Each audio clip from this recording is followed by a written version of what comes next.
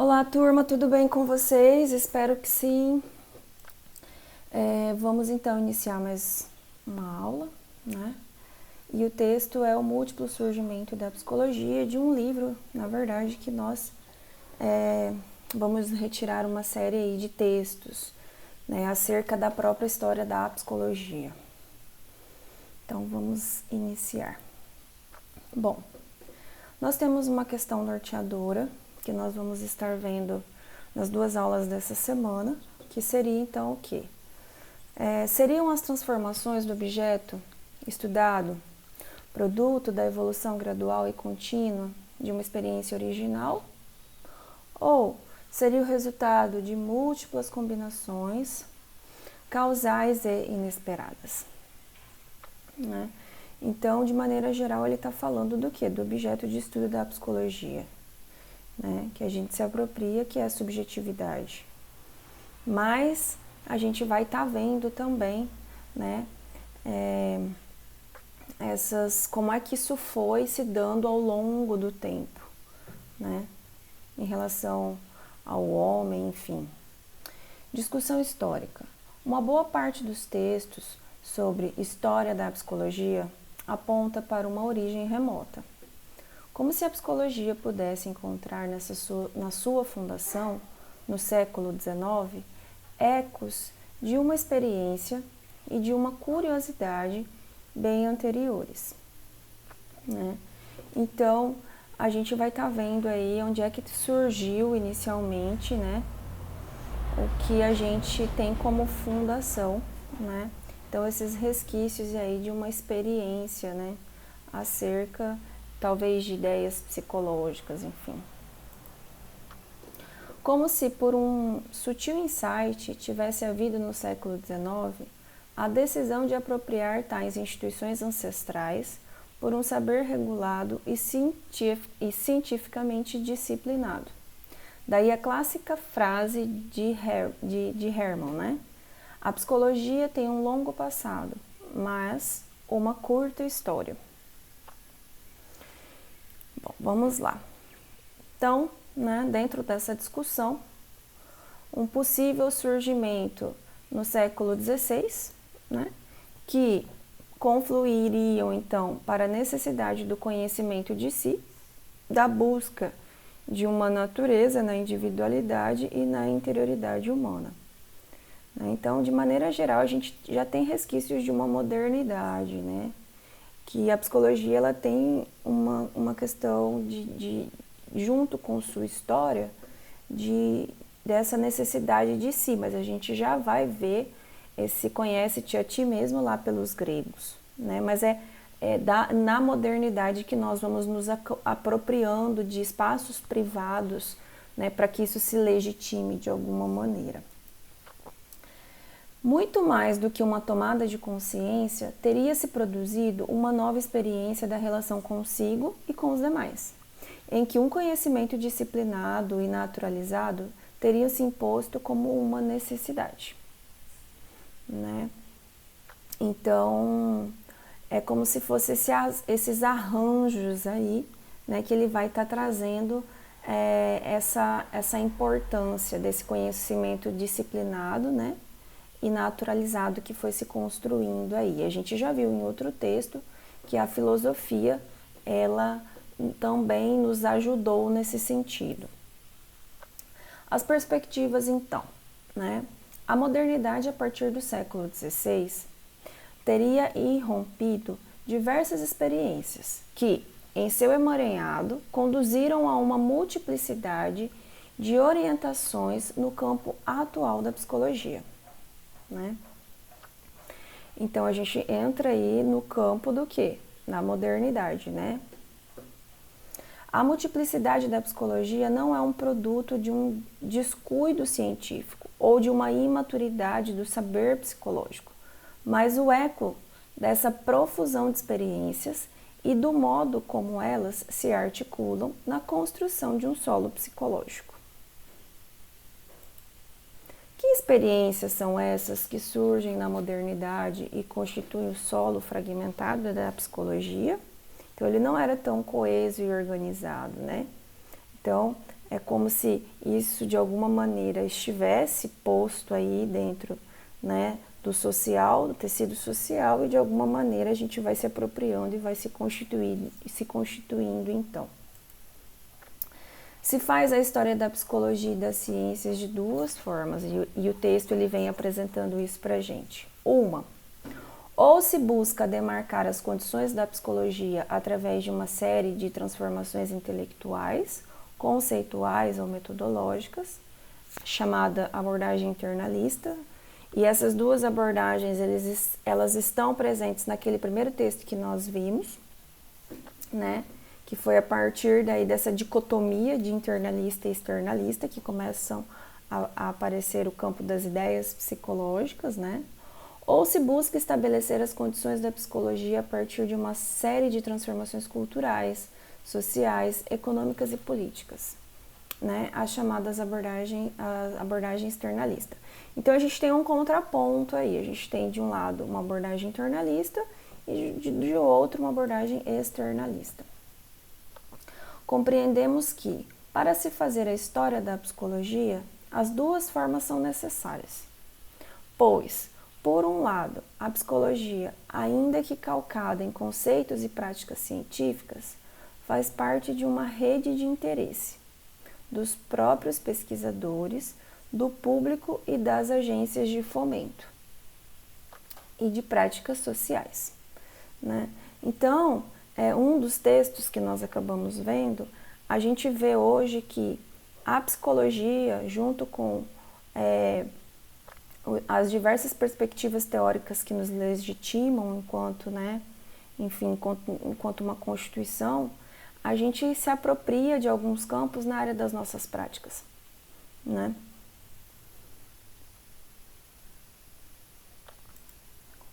E por outro lado, a forma pela qual os interesses e práticas sociais se ordenam nas ciências e na psicologia em particular.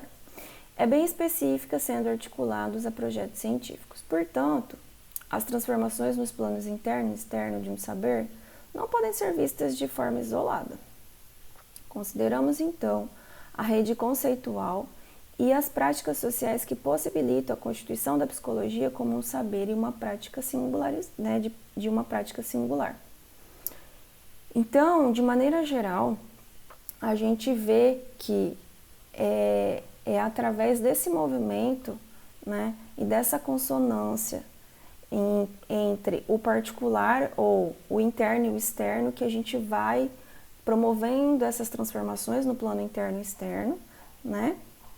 E a gente começa a considerar o quê? O contextual, né? A gente começa a ver que tem uma relação bidirecional entre o interno e o externo. E antes, dentro de outras perspectivas, a gente conseguia ver isso só de uma maneira polarizada, ou era interno ou era externo. Então agora a gente consegue o quê? Unir isso e ver como fatores que influenciam internamente, né, que também a gente influencia o externo. Então, o externo nos modifica e nós modificamos o externo. As práticas sociais modernas, então, né, que seriam as experiências constitutivas que referem-se respectivamente à constituição de um domínio de interioridade reflexiva, né? Então, a nossa subjetividade. Então, essas práticas, elas nos modificam, elas constituem a nossa subjetividade, né? E de um campo de singularização valorativa no espaço coletivo da nossa individualização. Então, é isso que eu disse, né? De maneira geral, isso vai nos modificando, né? O espaço coletivo, ele também modifica a nossa individualidade, né?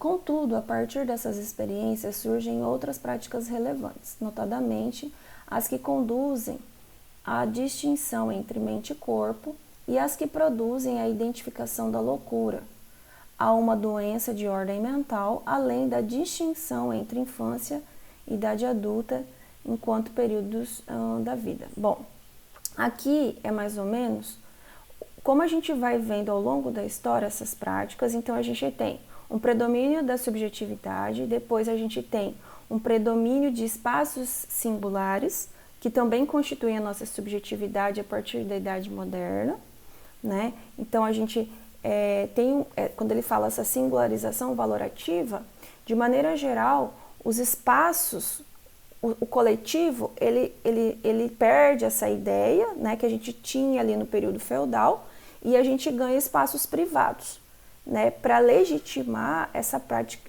essa ideia de privativo, de individualidade. Então, ele vai trazendo ao longo do texto a construção de pubs, a construção de cafés, né? Então, pequenos espaços privados.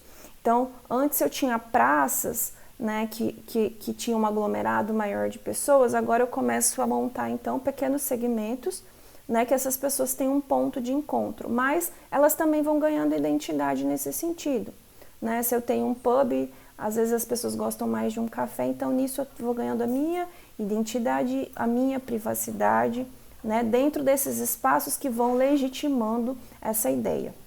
E aí ele vai trazendo também as perspectivas teóricas a partir de alguns autores que eles dão essa conotação, né, entre mente e corpo, que a gente vai ter um método mais cartesiano, né, a gente vai ver o funcionalismo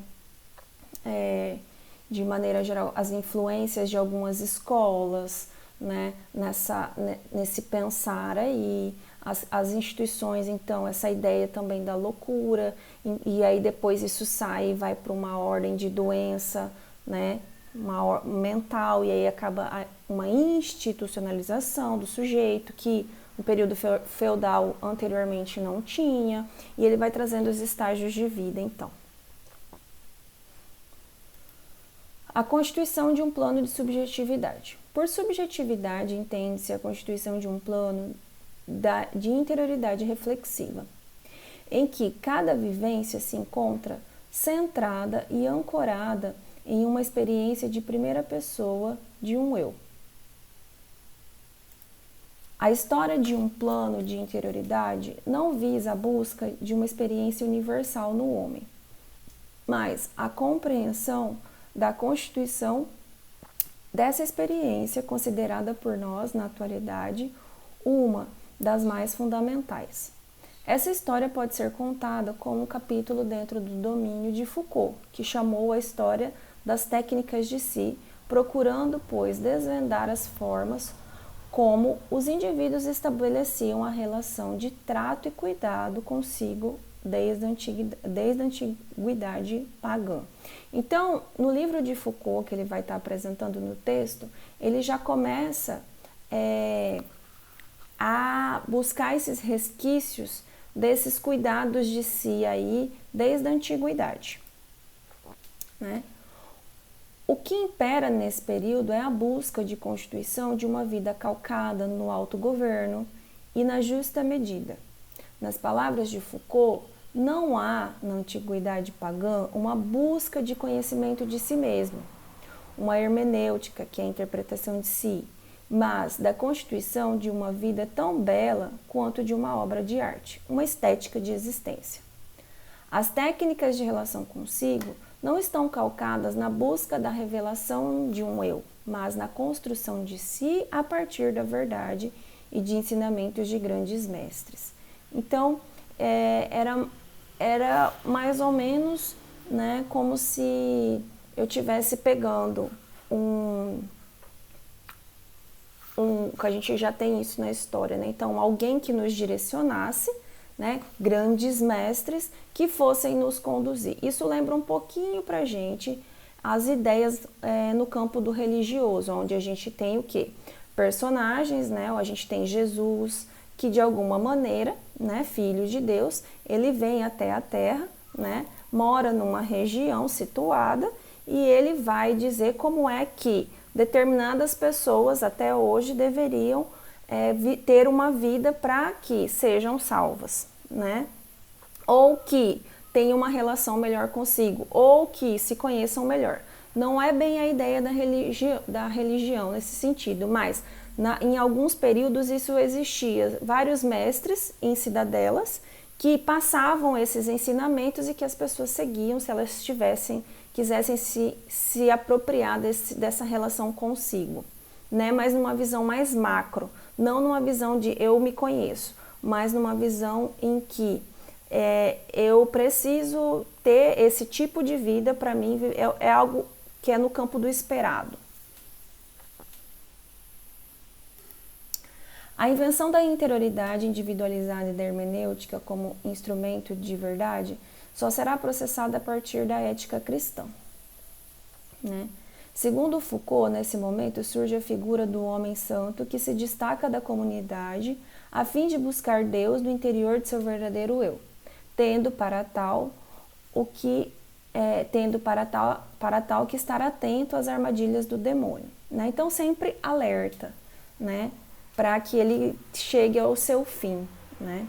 Trata-se nesse mergulho da própria alma, de distinguir os pensamentos de origem divina dos infundidos pelo mal. Então são essas polarizações desse pensamento dicotômico, que de alguma maneira vai interferir e interfere até hoje na nossa subjetividade, que fez parte da nossa história e que faz parte como uma crença hoje.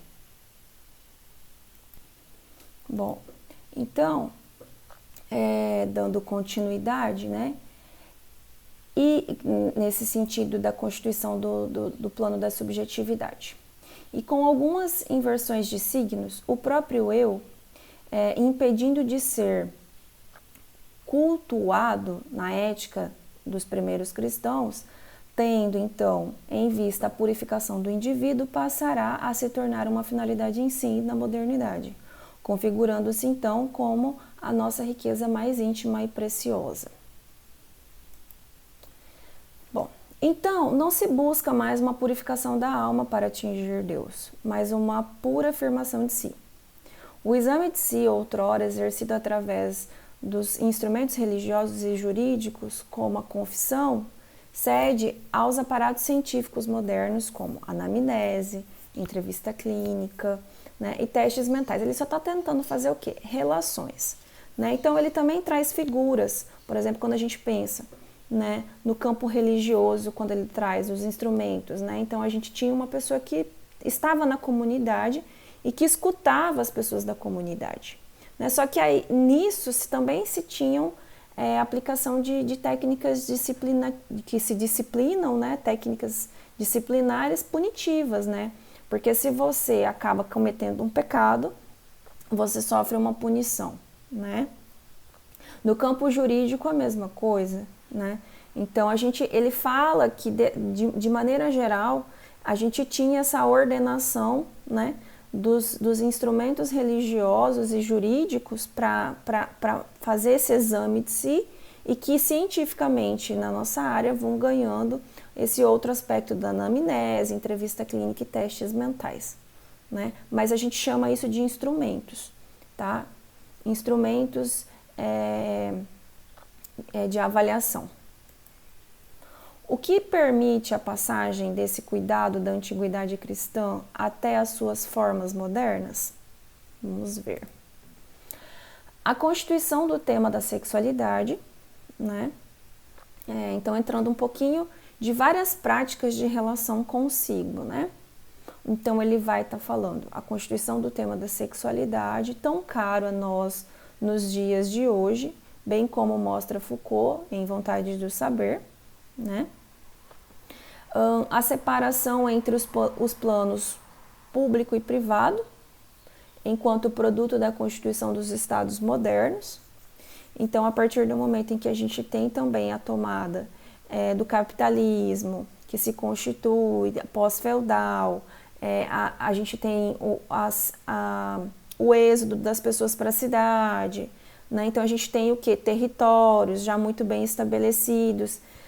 Tudo isso vão ganhando demarcações de público e de privado que nós temos até hoje. Então, tem aparatos do Estado, aparatos que são, por exemplo, que na época eram da burguesia, que são privados. A gente constrói espaços privados para isso, em contraponto de espaços públicos que existiam anteriormente, né? Então, a gente começa a perder um pouquinho nesse período aquela ideia que a gente tinha anterior de coletividade, em comunidade, né? Uma questão filosófica da relação do poder central com as liberdades individuais, nesse sentido, fora conduzido à partilha entre uma intimidade livre a ser cultivada em contraposição a uma obediência pública ao poder monárquico.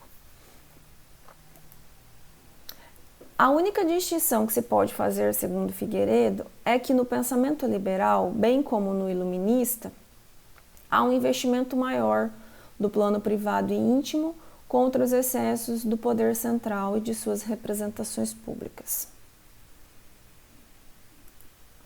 Bom, e aí ele vai trazendo o que nesse sentido, quando tem todos esses arranjos aí entre tipos de governo, né? Onde a gente tem um Estado moderno e toda uma configuração de dispositivos para isso. Ele fala desses dispositivos de exercício da vida privada, que seriam, eles criaram o jardim inglês, o turismo, os pubs, os cafés, os clubes masculinos, como locais do exercício da nossa vida privada. Nessa época, provavelmente, do que a gente está conseguindo perceber, dentro de uma lógica bem binária, esses espaços provavelmente deveriam ser muito mais comungados, né? A gente vê que tem muito mais preferência para alguns homens do que mulheres, ou dependendo da configuração só para casais, né? Então a gente vê clubes masculinos, né? Então a gente começa a perceber também algumas coisas nesse sentido aí. Poderíamos destacar que na modernidade, de uma forma especial de cuidado de si, estabelecido pelo tema do conhecimento, será crucial para as psicologias do século XVIII. Então ele fala assim, de maneira geral, esse cuidado de si, ele se torna importante para a constituição da psicologia ou das psicologias. E a gente vai se apropriando disso nesse sentido. Então a gente surge dessa lógica privada, né? A gente ganha a gente entra nesse cenário conotativo. Se a experiência de constituição de uma interioridade na antiguidade cristã visa distinguir a presença do bem e do mal em nós, a partir do século XVII, o exame da interioridade tem como meta o acesso à verdade e a fuga das ilusões, alternando-se os filósofos na atribuição da razão ou dos sentidos. Então a gente tem os racionalistas e os empiristas como uma via privilegiada, então, do conhecimento. O racionalismo. Pode-se falar do racionalismo em três sentidos. Psicológico, advogando a superioridade dos pensamentos sobre os estados afetivos. Metafísico, afirmando a inteligibilidade da realidade. E gnosiológico, referente à teoria do conhecimento, em que fonte dos nossos saberes seria oriunda da razão e não dos sentidos. Então, ele tem isso mais voltado para a razão que dos sentidos, que isso é de uma outra escola. É nesse sentido último que se constitui o racionalismo de quem? De Descartes, né? Bom, vamos lá. E o empirismo, em suas diversas manifestações, comporta um componente psicológico, a suposição de que todo o nosso conhecimento provém dos sentidos, e o gnosiológico, a afirmação que só o conhecimento empírico é válido. Estes elementos estão presentes no empirismo de John Locke, né? O da tábula rasa, que de maneira geral, que nós nascemos como se fosse aquela folha em branco, né? E a partir das experiências vivenciadas é que nós vamos nos constituindo então a principal corrente antagônica do racionalismo. Eventos da modernidade. Então a gente tem um declínio então do modo de vida feudal, a gente tem o fenômeno da urbanização, a gente tem a invenção da imprensa, a descoberta de novos povos, que é o período de colônia para algumas regiões do mundo, a reforma e a contra-reforma religiosa e o surgimento da física e da matemática. Enquanto num lugar estava acontecendo a Contra-Reforma, aqui a gente ainda estava com a Reforma vindo para o Brasil e colonizando, né? Bom, então entrando um pouquinho nos filósofos, René Descartes, né? É esse então o autor que encontra no recurso a própria subjetividade, a base para o estabelecimento das novas certezas indubitáveis e o palco para que se possa distinguir a verdade do erro. Pensamento ocidental, então ele se torna predominantemente voltado para o tema do conhecimento, para o saber da verdade, dos objetos conhecidos, e passa a ser necessário saber antes da verdade do sujeito. Então, a verdade ou o conhecimento que a gente coloca como uma verdade, ele está além do que o sujeito diz, certo? Então, nesse sentido, a gente começa a ter o quê? Começa a ter ciências, e é isso que a gente tem que tomar muito cuidado com a nossa, né? De que tem um conhecimento constituído e legitimado, mas para nós ele não pode estar além do que o sujeito traz como verdade para ele, né? E essa lógica, ela inicia nesse tempo, onde eu começo a legitimar determinados conhecimentos, mas isso ele vai para além do sujeito. Então a gente não tem, de maneira geral, a gente destitui o sujeito aí, né, de um plano de subjetividade, mas isso de maneira geral também vai interferir a nossa subjetividade, né? Mas enfim. Para Descartes, no interior do espírito é possível estabelecer uma distinção entre uma razão de origem divina, enquanto cerne de toda a inteligibilidade e consciência, onde o eu faz a sua morada, e uma região fronteiriça desse espírito, situada em intersecção com o corpo, as paixões, né? Se a primeira região encontramos a fonte do conhecimento, na segunda encontra-se a raiz de todos os nossos equívocos, de todas as nossas ilusões produzidas por nossos sentidos. Então é uma mistura, né, de algo um pouco mais espiritual, né, quando ele coloca, enfim, quando ele traça essas duas polarizações aí, uma do conhecimento e a outra então das ilusões ou dos sentidos, né, duas regiões aí que vão nos constituindo. Nesse movimento, constitui-se, portanto, uma cisão fundamental entre alma e corpo. Este, a causa de nossos enganos, distinção que, ao contrário do que se pensa, não remonta a uma cristandade medieval. Nesse momento, espírito e corpo são compreendidos como, portanto, duas substâncias de naturezas diversas. A extensa, o corpo, e a inextensa, que é a alma, né? Que foi bem aquele contraponto que ele colocou, né, no nosso slide anterior, que ele coloca que a primeira, então, seria a raiz do conhecimento, né, que seria o corpo, e a segunda dos nossos equívocos e das nossas ilusões e os sentidos, que seria a nossa alma, né? Bom, aí a gente tem um outro pensamento que influencia, que é do empirismo, né, que a gente vai começar a falar agora. Para os quais o saber não viria de outra fonte senão de nossas paixões, dos nossos sentidos, nada haveria no espírito que não fosse proveniente destes, sendo as nossas funções superiores meras complicações e conjunções de impressões sensoriais, neste ponto responsáveis pelas nossas ilusões. Então aqui cria-se o quê? Razão versus sensibilidade, que é bem interessante isso. Bom, empiristas e racionalistas concordam, contudo, em um aspecto, a evidência imediata, a transparência no conhecimento do espírito em oposição à opacidade do corpo. Seria mais fácil conhecer a nossa subjetividade do que esta estranha parte de nós que nos foi tornando-se alheia do corpo. Então é como se isso tivesse distinto, né? E essa ideia de alma também, nós começamos a ver isso desde os gregos, mas que tinha um outro sentido, né? E que de maneira geral a gente foi incorporando aqui alguns conhecimentos dentro dessas escolas, né? Essa formulação sofrerá, contudo, uma reversão a partir do século XVIII, quando essa análise do espírito cindido entre razão e sensibilidade supera por uma nova formulação da nossa subjetividade. E aí a gente tem o Kant, né, que de maneira geral ele supera esses dois pensamentos dicotômicos aí que a gente tem. Supõe-se como uma síntese a priori entre as formas e categorias do sujeito transcendental, que de um lado a gente tem nossa razão e do diverso sensível nossas experiências, tá?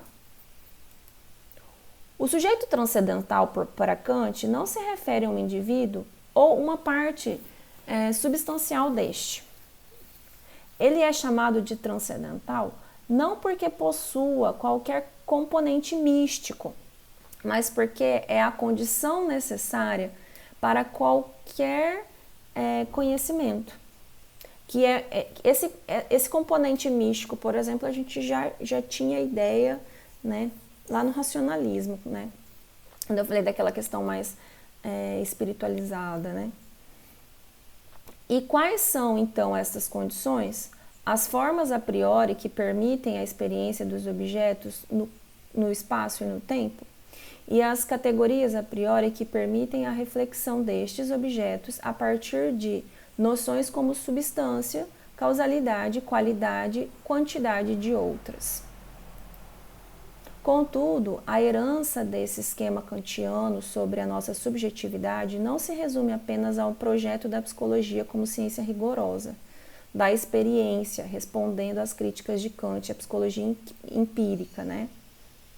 Mas a toda a psicologia, ao instituir sempre um modo de relação entre o sujeito empírico, as nossas experiências conscientes, e a um sujeito transcendental, que é em geral assimilado a um conceito de uma ciência natural, como o de sensações fisiológicas, equilíbrio físico e adaptação de maneira geral biológica, porque ele coloca vários elementos para a constituição desse sujeito, que de maneira geral ele apresenta aqui para a gente, né? É desse modo que a psicologia tenta unir aquilo que a modernidade tentou cindir, o sujeito transcendental ou epistêmico e o sujeito empírico e impuro. Resumo. Qual é o método, então? Qual o método com que trabalha o psicólogo? Ele segue os contornos da experiência na busca de algo transfenomenal, posição metapsicológica, ou parte de um método ou de um modelo da ciência natural limitante, né? Que aqui a gente vai ver mais aquelas duas primeiras escolas, ou mesmo a totalidade da nossa experiência subjetiva, né? Que é uma posição parapsicológica. Como diria Pierre Greco, né? Esta é a desgraça do psicólogo com relação ao seu método. Nunca está seguro de se fazer ciência e quando faz, nunca está seguro que faça psicologia. Mas isso é importante porque a gente sempre tem que estar revendo isso, né? De que maneira que a gente está olhando para o sujeito, né? Então aqui ele começa a apresentar para nós, dentro de perspectivas teóricas, né, quais foram as influências e os pensamentos de várias linhas ou tipos de pesquisa ou áreas do conhecimento que influenciam o nosso olhar sobre o mundo e sobre o sujeito. A gente quer ver como, em parte ou na totalidade. A gente quer, de maneira geral, olhar para a experiência subjetiva desse sujeito, né? Ou a gente quer algo, de maneira geral, que parte de um todo, né? Enfim, depende muito da perspectiva teórica, né, que ele coloca aqui. Mas é sempre um ponto para nós de reflexão. Gente, é isso, então, a gente vai continuar esse texto. Vão ficar muitas dúvidas aí para vocês, né? Mas nós vamos, quando nós terminarmos esse texto, que vai ter 2 aulas essa semana, vai ficar um pouco mais completinho o pensamento acerca disso. Beijos para vocês, até a próxima aula. Até!